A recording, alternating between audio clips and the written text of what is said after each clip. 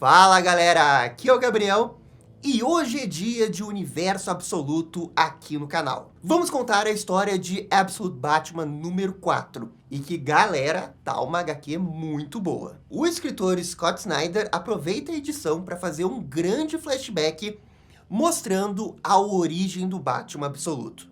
E galera, fazer esse tipo de vídeo no dia que a HQ sai dá muito trabalho. Então eu peço para vocês deixarem aquele bate-like, bate-comentário, que isso ajuda demais aqui o canal. E se você não está inscrito, pode se inscrever para ficar acompanhando tudo sobre o universo absoluto da DC. Beleza? Dito isso, bora para a história.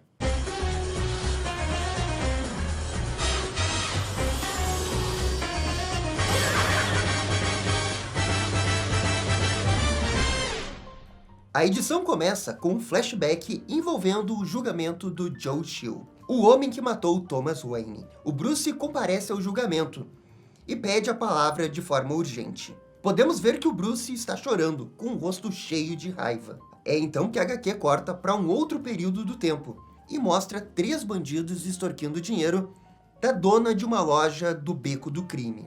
A senhora Nguyen se recusa a pagar por proteção desses bandidos. Obviamente, o criminoso não gosta de escutar isso e joga a senhora do topo do prédio. É então que surge o Batman, que aparece com esse visual bem mais vampiresco. E sim, esse é o Batman do universo absoluto, mas nos seus primeiros dias de atuação. E o que a história vai fazer é um grande desenvolvimento para justificar como que esse Batman mais vampiresco se tornou visualmente o Batman absoluto. Esse Batman com aparência de vampiro realmente finge ser um vampiro, mordendo as pessoas e tudo mais. O seu grande objetivo aqui é deixar as pessoas com medo.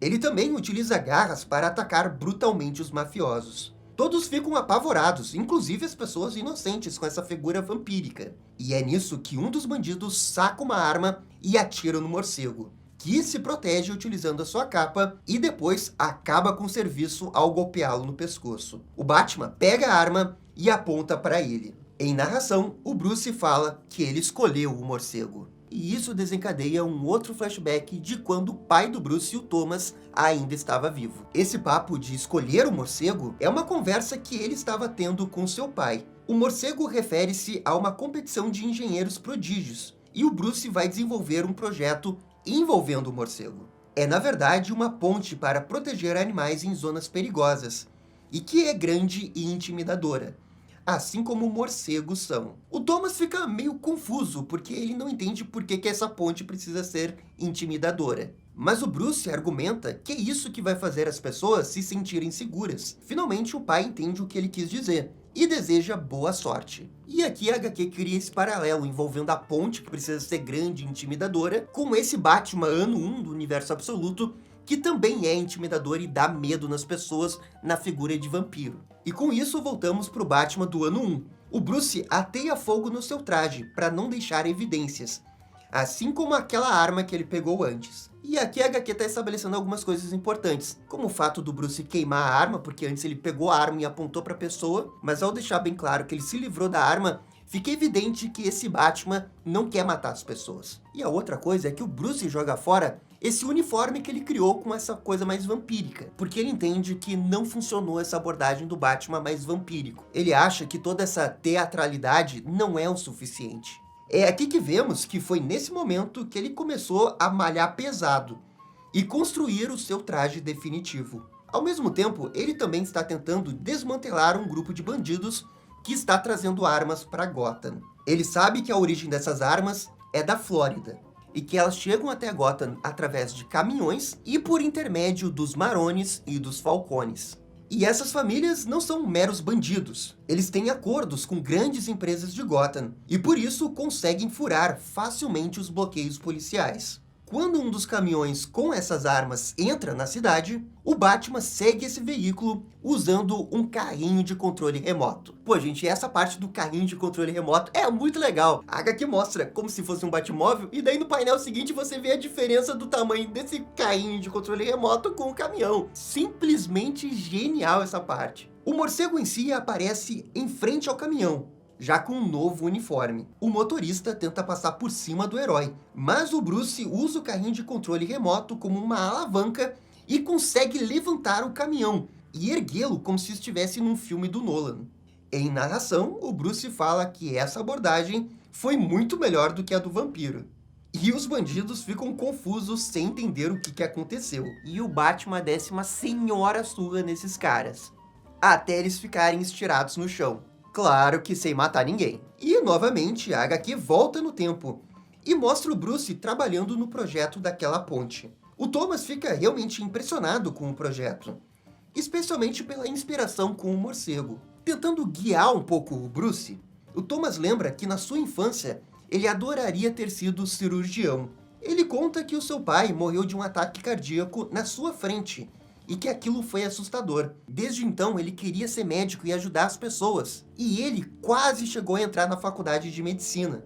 Mas isso foi logo antes da Martha ficar grávida. E foi quando as coisas realmente mudaram. Foi aí que ele decidiu que queria ser professor, porque ele poderia ajudar as crianças a se sentirem seguras e se prepararem para o mundo. O Thomas argumenta que quando ele queria ser médico, cirurgião, era fazer com que outras pessoas não passem o que ele passou. Convenhamos que é uma boa motivação, mas quando ele teve o Bruce, tudo realmente mudou. A sua perspectiva mudou, e ele viu que poderia ajudar as pessoas de uma outra maneira.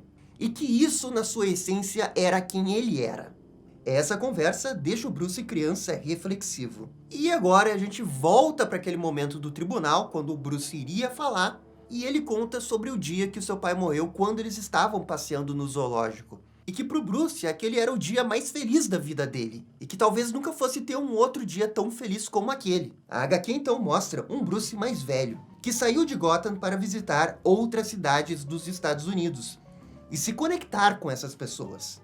E enquanto a HQ vai mostrando esses painéis do Bruce visitando cidades dos Estados Unidos, a HQ continua aquela conversa que o Bruce estava tendo com seu pai ainda criança. E ele reflete um pouco sobre como que ele tinha entendido errado o projeto da ponte envolvendo o morcego. E como que a ponte só ser intimidadora porque é inspirada no morcego resolvia só parte do problema. E que ele estava pensando apenas na questão da ponte, ele não estava pensando nas pessoas que iriam usufruir aquela ponte. E é nisso que vemos que o seu eu mais velho fez exatamente isso.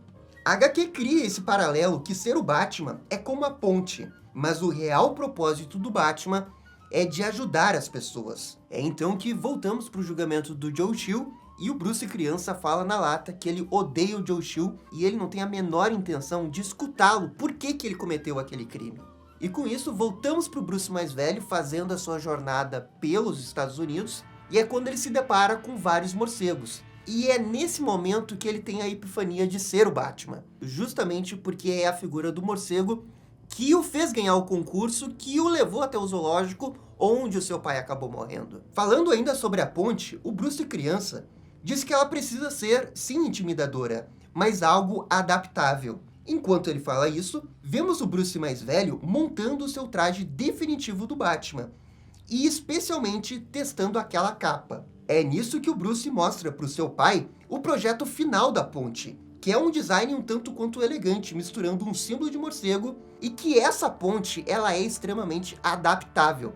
Então, essencialmente, o projeto da ponte pode ser usado muito mais do que apenas a sua ideia original. É algo que as pessoas podem moldá-lo conforme suas necessidades. E como eu disse, ele está falando da ponte, mas ao mesmo tempo a HQ está dizendo que ele está falando sobre o Batman. E isso meio que vira um discurso meta sobre o próprio significado do Batman. E na própria construção do Scott Snyder de como foi montar o Batman absoluto. E o argumento todo dele é de como que cada pessoa pode ver o Batman de uma maneira diferente. E de como que o Batman se molda a cada pessoa. E eu achei essa parte aqui realmente muito bonita, muito reflexiva sobre o significado do Batman. Porque é verdade, o Batman é esse símbolo que ele consegue se moldar e é por isso que ele é tão popular. Porque cada pessoa consegue ver um pouquinho do que faz o Batman ser especial para ela. E essa metáfora aqui da ponte acabou sendo muito legal justamente para mostrar isso. E de quebra ainda foi um momento de interação muito legal do Bruce com seu pai. Bem, voltamos para o Batman. Ele está observando um evento beneficente